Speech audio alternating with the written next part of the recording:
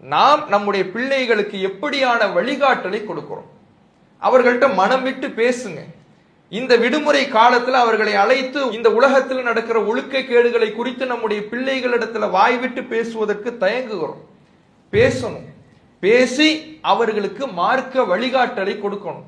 இந்த விடுமுறை காலத்துல பள்ளிவாசலுடைய தொடர்போடு கொள்கை விளக்கங்களை அறிந்து கொள்ளுகின்ற வகையிலையும், மார்க்க விஷயங்களை அறிந்து கொள்ளுகின்ற வகையிலையும், சட்டதிட்டங்களை அறிந்து கொள்ளுகின்ற வகையிலையும், இன்றைக்கு தொழுகையினுடைய சட்டதிட்டங்கள் என்னென்று இன்றைய இளைஞர்களுக்கு தெரிவதில்லை.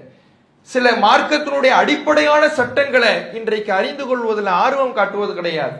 இதுக்கெல்லாம் ஒரு தீர்வு காணுகின்ற வகையில இரையச்சம்தான் ஒருவனை பாவங்களிலிருந்து தற்காக்கின்ற கேடயமாக இருக்கும். ஏன்னா நாம எல்லாம் 24 மணி நேரமும் பெற்றோரும் பள்ளி கல்லூரி ஆசிரியர்களும் கண்காணித்துக் கொண்டிருக்க மாட்டார்கள். அவனுடைய உள்ளத்துல அல்லாஹ் எல்லா நேரமும் கண்காணித்துக் கொண்டிருக்கிறான் என்கின்ற அச்சப்பாட்டை, இரையச்சத்தை கொடுத்துட்டோம்னா அதுதான் அவனுடைய வாழ்க்கைக்கு நாம் பாவங்களிலிருந்து தற்காப்பதற்காக கொடுக்கின்ற கேடயம்.